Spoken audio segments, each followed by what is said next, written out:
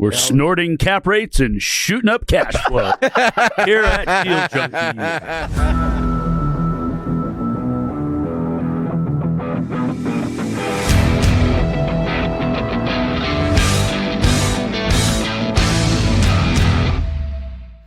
Welcome back to Deal Junkies. We're back in the studio with John Baker. I'm Gabe Johansson. Did you just unplug my mic? I hope not. Trevor's trying to cut me off already. You talked a lot last time. I'm not going to say a thing this time. All right, I'm here with Trevor and Dane again, and we got John in the studio. Thanks again, John, for joining us.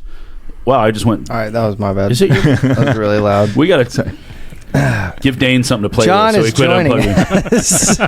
Wow. Okay, I had one question I want to ask you that I didn't get to ask you in the last episode. On a 34-day Camino hike, how many times do you think about real estate a day? I wasn't thinking much about real estate. I was thinking about my parents, my wife, my children, my savior. Were you by yourself? Yes. So this was like a, what do you call that? Like you went on a sabbatical, or you went pilgrimage, or? Well, it's called the Camino de Santiago, the Way of St. James, and it came about in the 9th century when they allegedly found the remains of the Apostle St. James. In where they found it is Santiago means St. James. So when you go to the cathedral there at St. James, you go below the altar, there's stairs down, and there's a silver casket, and those allegedly hold the remains of St. James. So for hundreds of years, Catholic priests would, and if someone did something wrong in confession, whatever, they'd say, you need to do a pilgrimage. And so they would walk from all these different directions. So when I talk about the French way, that's from along east to west, along the northern part, and from the south, Portuguese, etc. So there's these routes that even from England through France, etc. So you can even go longer.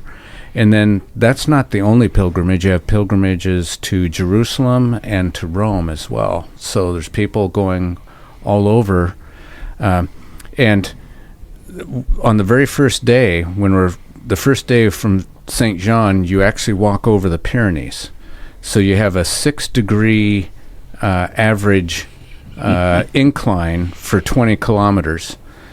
And so I'm powering up there, and there's a Frenchman right there, and he says, I'd recommend that you slow down because he'd already hiked from where he started in France. He'd already hiked farther than what I was going to be hiking to Santiago. So he was going over twice the distance. And so he had learned, slow down, slow down. It's you're just at the very beginning. Enjoy. So you're meditating on family, on faith, but you're not thinking about real estate deals while are you hearing this, Trevor? I wasn't thinking about real estate. On that route, they have 2/3 of the way. They say that the French way, the first third, it tests your body. The second third tests your mind, and the last third tests your soul. And 2/3 through this route is called La Cruz de Ferro. It's at the top. It's about 5,000 feet elevation, and there's a pole with a iron cross, La Cruz de Ferro, the cross of iron, and it's stuck in a mountain of stones. And so pilgrims they recommend that you bring a stone from home. For me, it was a volcanic stone from Central Oregon. And when you get there, you lay your stone, and it's like you're releasing your worries and things that are bothering you. Essentially, you're laying your troubles at the foot of the cross. Sound familiar? Okay. And what was amazing was I started on June 6th, 1977. Well, I was there at the foot of the cross on June 6th, 2022. and I was thinking about my wife. I was thinking about changing the direction, going into real estate, and because I went into real estate, and my mother probably saved our career by going into the property management, and because I didn't go work in Timbuktu as a chemical engineer, I met, the woman. I've married far beyond my coverage, and and all these things at and it's all on the anniversary, and my parents are gone, and so you think about those things, about what eddies and currents have directed you through your life, and this is and you're now 2/3 through this. You've already got through the pains and the blisters and things like that. You're getting dialed in, and this is it kind of sets the rest of your course and solidifies it as you finish. And then you're meeting people from all over the world. I'm still talking to a young lady I met. I was coming up a long incline, and so I see this woman up there. She's sitting down, and I could see kind of the apron, so I knew I was about ready to get done. I was going to be in the village, and so I started singing "Battle Cry of Freedom," a Civil War tune, and she starts smiling, and so she says, "Well, if you're singing while you're going uphill, I'm going to get off my butt and walk with you."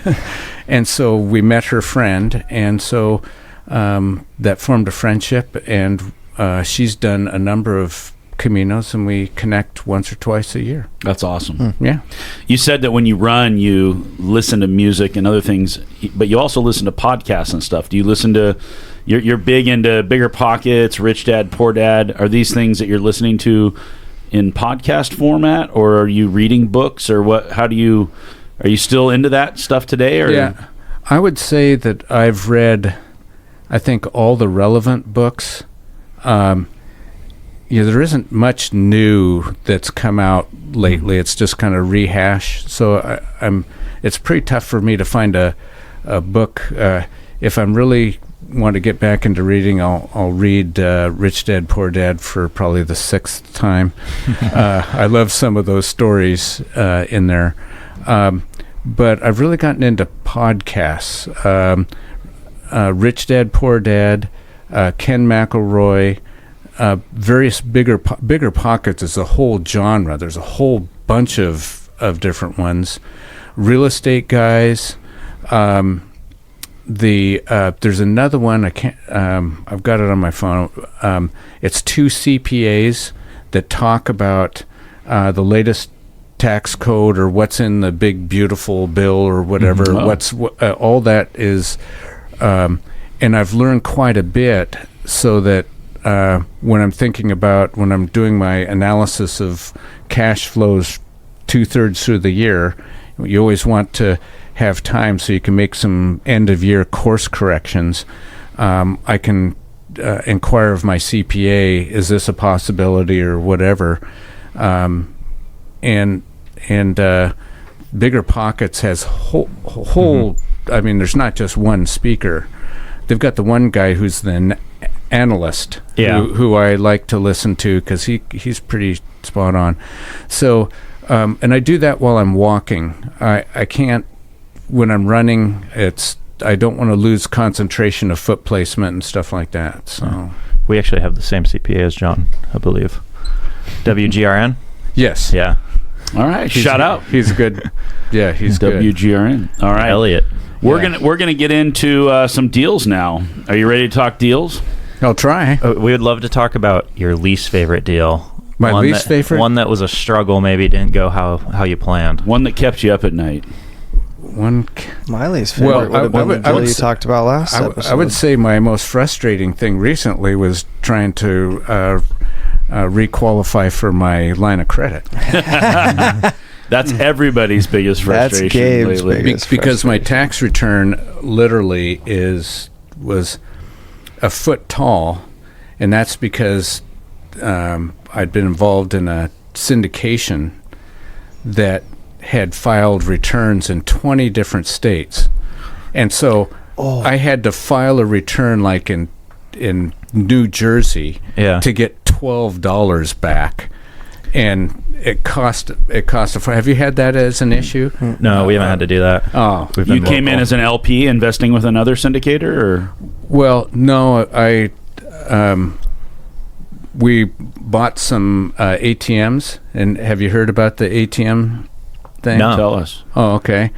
Well, that's going to be maybe not on the scale of Bernie Madoff, but the ATMs, we invested in 3 tranches of ATMs.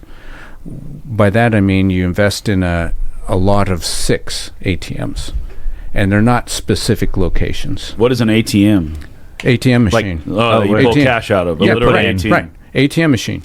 And so most people think that the banks own the ATM machines. No, they don't. They're owned by funds. Yeah. And under the Tax Reform Act of 2017, with the bonus depreciation, a lot of 6 would be $104,000. And the beauty of it is, since ATM machines have a 7 to 8 year life, you could depreciate 100% in the very first year. Mm-hmm.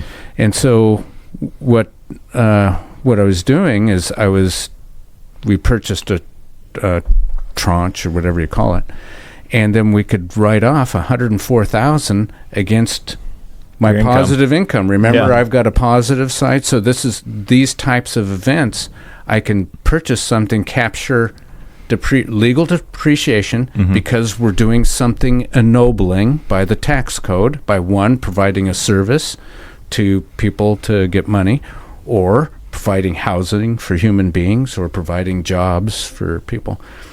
So anyway, the manager had done their due diligence with this sub-management firm. And as it turns out, this sub-management firm involved other players to falsify documents, etc. And so we invested in 3 different tranches over 3 different years, and we came out positive on the first 2. And then after 3 months into 2024, the payment stopped, and it turns out that it was a Ponzi scheme. How'd you come across this to invest in? Through it's in the back of your book, and I saw it. It's in the back of the book. Yes, you put it down as a resource. Right. Yes. You should take that out. I should take it out. Yeah. Well, but you can't find it anywhere. Okay. But the real asset investor, Dave Zook. Yeah. No. Excuse me. That's a different one. No. He's legit. He was the one that did the due diligence but it's the other partner. It's called Paramount. Was he creating a fund that he then parked the capital in with them?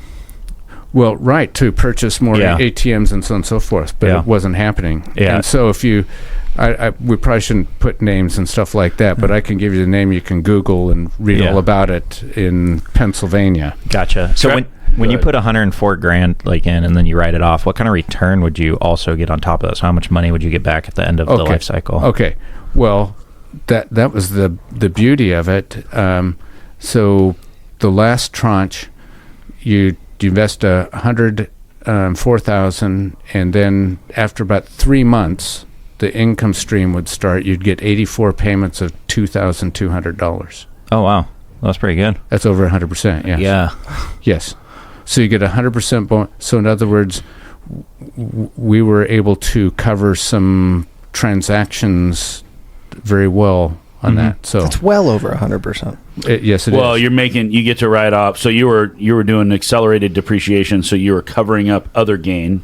Exactly. So you're saving, and then cash flowed. So you're saving $35,000 right there on the investment just in depreciation. Then you're getting cash flow on top of it. Getting cash flow on top of it greater than the investment. Yeah, almost a double. Right. That's a great. Right. I could see why you signed up for that. Right. Right. So. That was disappointing, but it's not. As an investor, I think it'd be more disappointing if you invested all your life and 100% of the time you came out positive. You know, like the Fiveplex.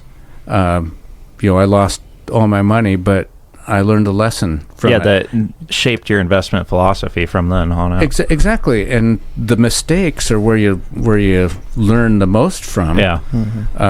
The parable of the talents. Tell us about another one of these mistakes. Is there any? Yeah. Okay. So I want to know which one Debbie slapped you over. Well, the ATMs is one. But remember, I figured out how to pay for the bathroom remodels. So you're good. Well, I don't know. I'm probably only halfway back. But anyway, so my first rental. So when my grandmother passed away in 1978, is this too much detail? No, you're good. You're good. Surprisingly, she left me $2,000. I completely. And so I had been influenced by my father to, invest rather than just blow it. And so I bought a home on Cherry Avenue, $30,000 land sales contract, owner financing.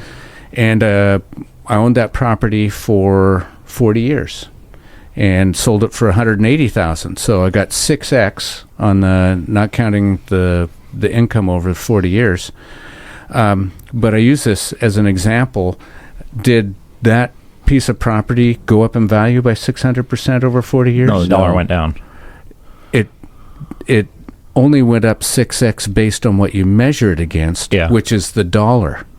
And this is why, for me, took $2,000 to control a $40,000 asset in 78.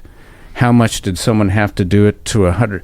So you can see how people are falling behind because they're getting compensated in dollars that are depreciating faster than the assets are appreciating. And this is a long-term problem. But so anyway, so now this is why I use property management. So I'm managing this property myself. And so how old are you at this time? Am I doing the math? You're about 23 when you bought this? Yes. I'm 20. So you're out of college. Yes, I'm a real estate agent. You're a real estate agent, and you're buying your first deal, and you're self-managing. Self-managing, yes. And so I drive by it regularly, and I notice the property, looks all shut down and everything like that. And so I do a notice, to come in. I walk in, and the power's off, and all the furniture's there. I said, gosh, I'm going to find a dead body or something. And then I made one of the biggest mistakes in my life as I went into the kitchen and I opened the refrigerator. And the ooze that came out, I almost threw up from the smell as it, engulfed my feet. And now he's telling your story, Dave. So we made Dane self-manage the first one of the early on properties to learn this lesson. He had the same experience, except for a bag of rotted chicken left in the storage complex, and he threw up when he went to clean it out. They emptied their chest freezer. It had to have been 50 pounds of chicken. It was like 50 chickens in the storage shed out back. Yeah. And I couldn't figure out what smelled so bad, and then we finally got the thing open, and it was. And you actually threw up, didn't you? Oh yeah, no, I involuntarily. That's the only time in my life that I've involuntarily thrown up. Yeah. So what I did is I took possession of the property, took 13 trailer loads and put all her stuff in the basement, and then I filed for FED, whatever, and she shows up at court. I said, where you been? And so I had used the wrong form. Instead of using a 72-hour notice form, I used a 24-hour notice form. And so the judge said, as after she left, she wanted a hearing. He said, John, you should probably negotiate because you used the wrong form. You're going to lose. And so I gave her, I had her come over and helped her load up, and off she went.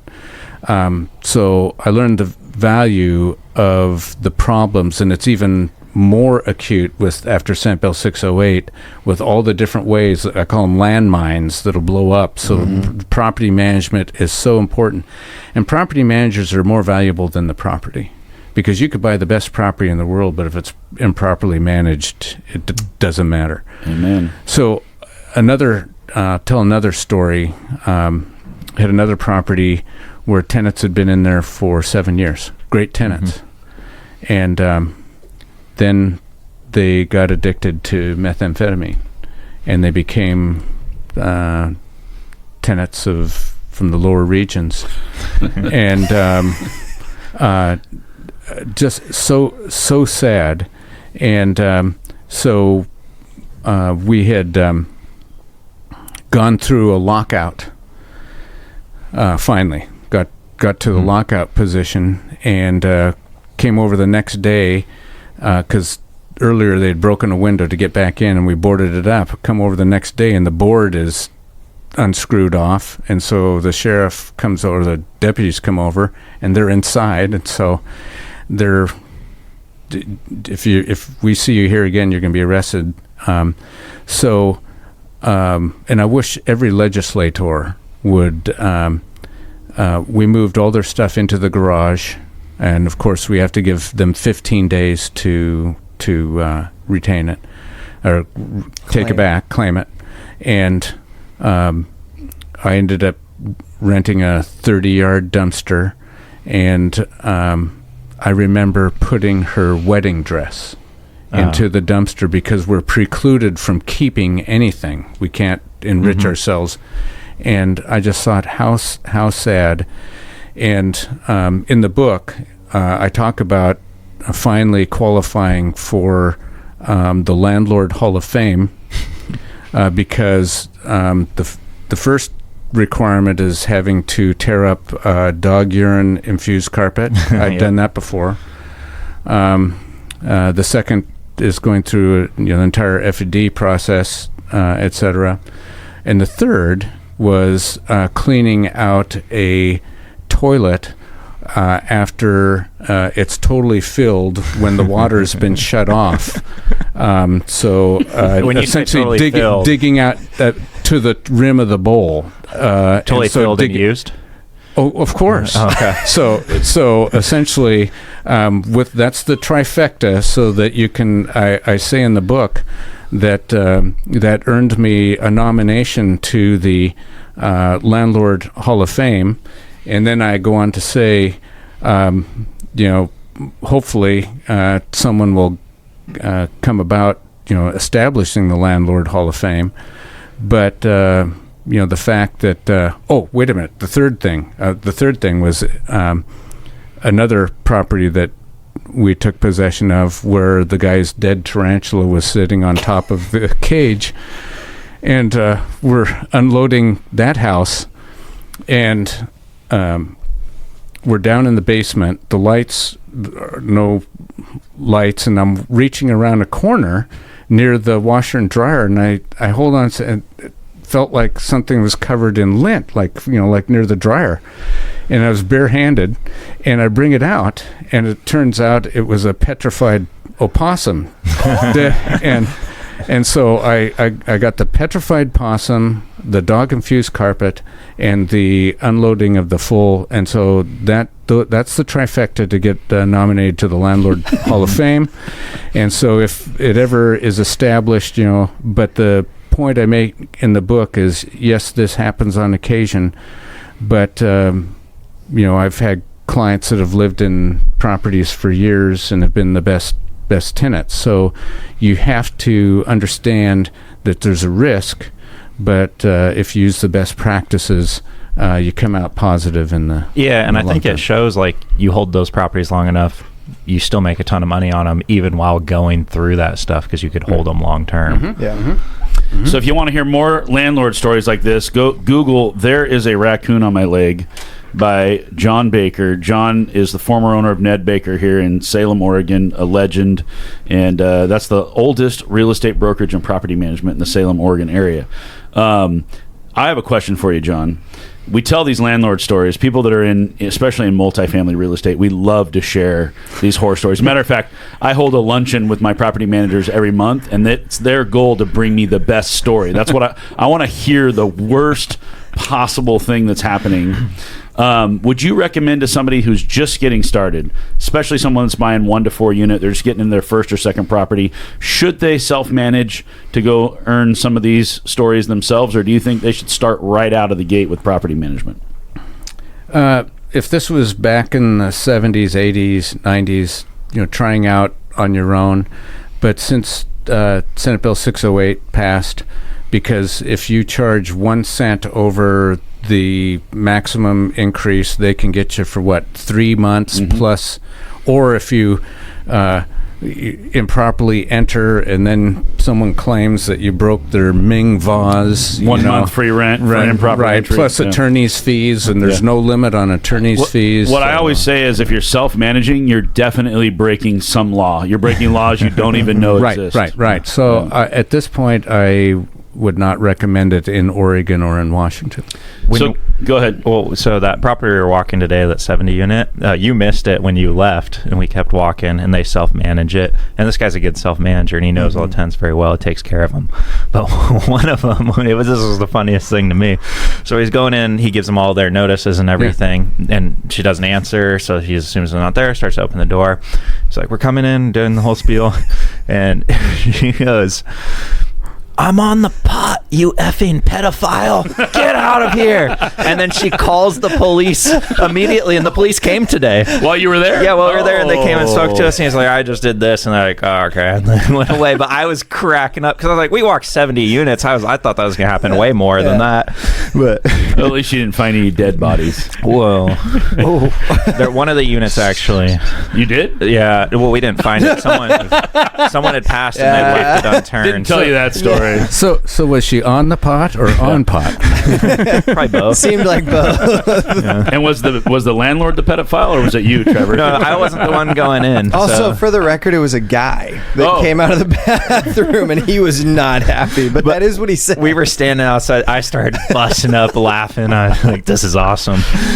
And then Trevor goes, I actually thought he was a nice guy until now. I didn't realize he was a pedophile.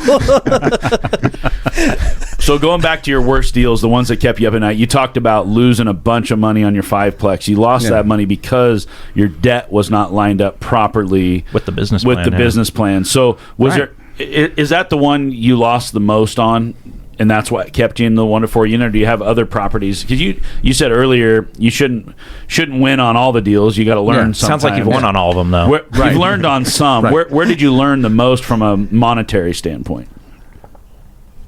I call it tuition, by the way. When you lose that money. Well, are we on the negative or the positive? Negative right now. Oh, okay. We'll get with positive. Okay. We'll end with the positive. I don't recall many other negative stories because most of my investing incurred after the 80s. Things were stabilized, and my income had increased, the stability of the company, as well as my wife had a very good job. So we were... It must have been a little easier than Trevor and I come in a different era. Like, we're 3 different generations of investors here. So Trevor and I were going to this inspection today, and we're driving down a road, and I look over and I say, hey, you see that building right there? I lost $150,000 investing in that project that failed. And he goes, oh yeah? Well, you see this little 4-plex across the street? I lost $250,000 investing in that one. So we've learned a lot more than you have, John, it sounds like. So if you want us to teach you a class, right, and you're ever interested, just reach out and we'll tell you how to lose money. We've got that down pat pretty well. And the tuition's only $250,000. Yeah. That's just one tuition. We've taken several courses. You would love. He'll tell you another day his $1.1 million house flipping story. $2.1 million. Oh, sorry. Yeah, 2.1. I like 1.1 sounds better. I like that.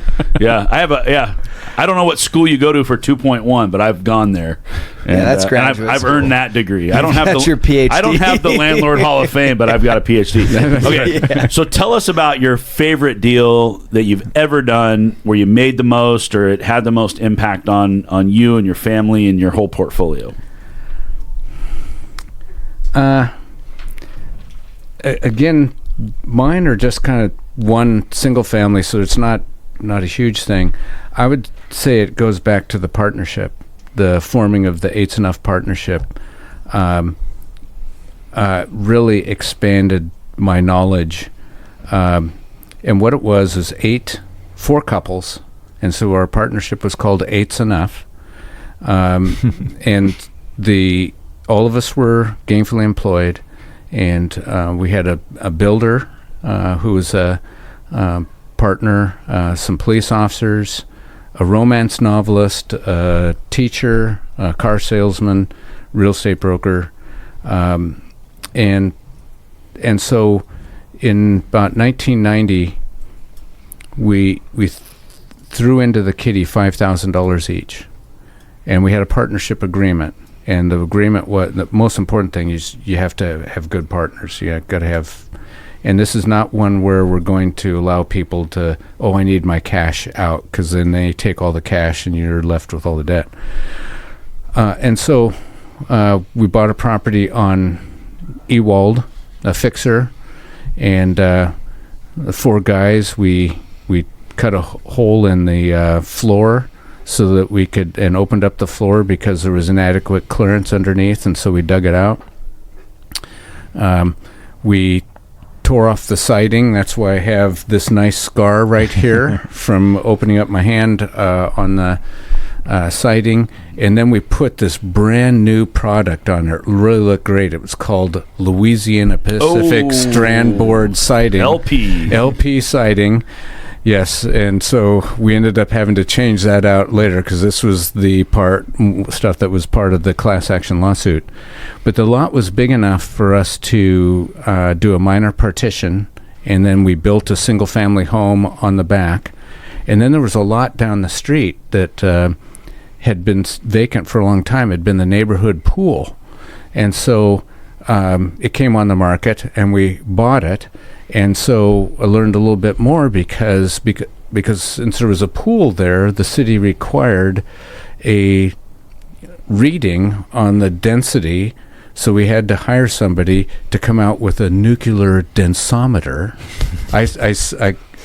He's getting out of the car, and I said, this is a densometer? And he said, no, it's a densometer. Excuse me, do you have any Grey Poupon? Not a TI 150. I know. And so the whole idea is and so as it turns out, our soil was compacted to 105%, so it passed. And so we built another home there, and we're using other people's money. So it's just kind of like a precursor of the syndication. Mm-hmm. And so we would pay them 10% interest and throw all our excess income to repaying the debt. And we just rolled from one property to another. And so we essentially, the couples put in $5,000 for the first 4 years, and then it was a self-perpetuating machine. And this is the other point, is when you're thinking about investors, how am I going to save up all the money to buy all the... No, what happens is, yes, maybe the first 2, but then either through a cash out refinance or whatever, they start taking care of them and taking off, and it just multiplies from there. So the toughest part is to learn is to get beyond that part. So anyway, after 30 years, we had eight properties. The builder and I, because we were doing all the work in the other partnership, we created our own partnership, and so we did the same thing. So we had 8 more properties in 30 years, and then we split them up. And so they all just kind of took care of themselves. And so real estate investing is like watching the paint dry. It isn't, and this is why I like real estate investing versus stock market, because when you read the articles, people get paid a lot of money. The tariffs, they're going to destroy the S&P 500. So, or oh gosh, there's a meteor that came through here. Gosh, that's going to impact goofball industries, and so people are just hyped up. Every day, it's up, it's down, it's sideways. Emotional. What an awful way to live your life versus, I think there's a weed growing in the lawn. I'll call call property management to take care of it. So it's so much easier to just let the the environmental growth of it just happen, and then you can concentrate on other things to grow it, rather than the stock market is gambling, throwing dice. And one of our real estate heroes and partner is a guy named Logan DeVos, who's an absolute phenom, and a phrase that he uses commonly with real estate is it's a get rich slow scheme. That's right. Exactly. And that's, it really is. Like, if you're looking for some instant gratification, this is probably not the industry to get into. It takes a while. Right. And the thing is, unfortunately, a lot of people that by the time they finally say, I want to invest in real estate, and they're 60 years old, well, yeah, you can, but you may not live to get that return. And so sometimes, the most important asset is time. And so back when I started in real estate, there were very few people in their 20s who were real estate agents. Most real estate agents, it was their second career, teachers, so whatever. Great retirement career. There was only probably less than 5 of us that were under 30 in Salem. And so, getting back to your comment before, other than a short stint of working as a bank teller for 4 months, I've worked for myself my entire career. Yeah. And what a blessing it is, because you have to kick yourself in the pants. There's no one, and this is why women dominate it now. There's no glass ceiling. There's no excuse for not making it, and so I saw the evolution. When I started, it was probably 85-15 male female. Now it's probably approaching 70% female. Mm-hmm. A couple reasons. One is the attraction of self.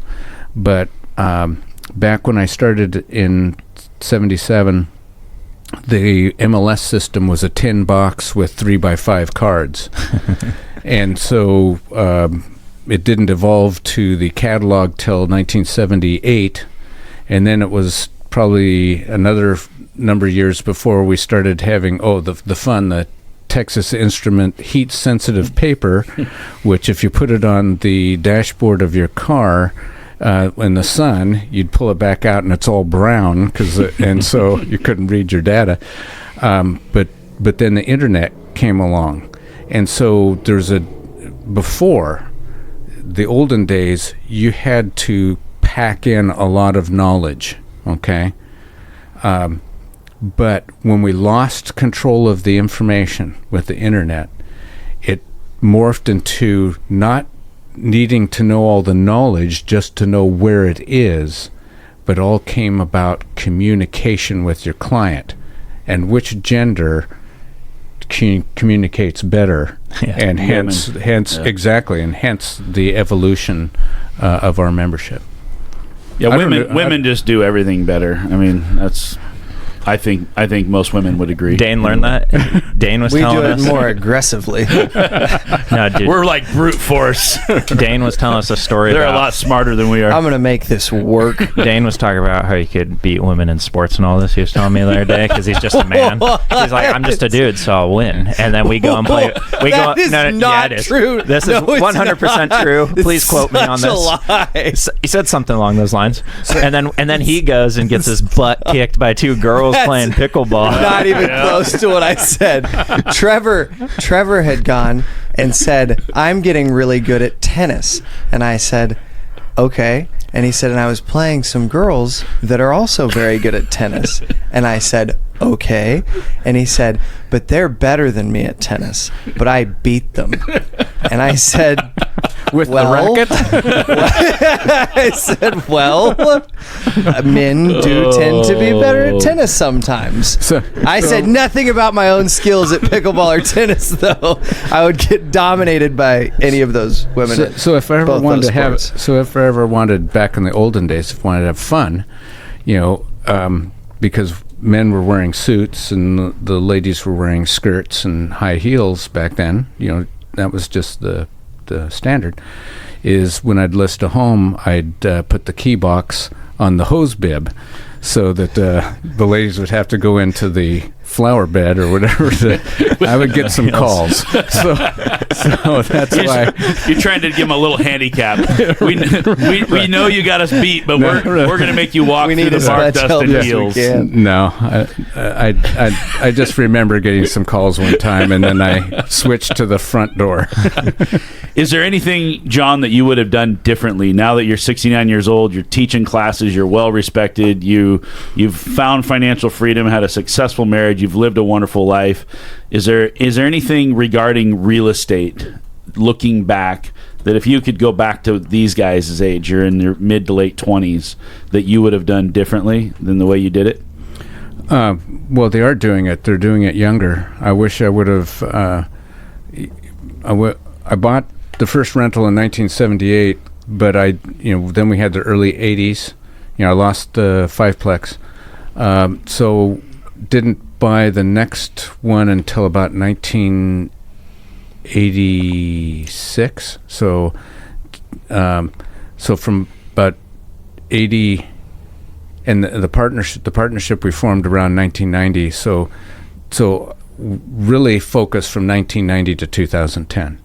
So knowing what I know now, I would have started sooner, but as the way things worked out, I think it's fine, because what happened in 2008.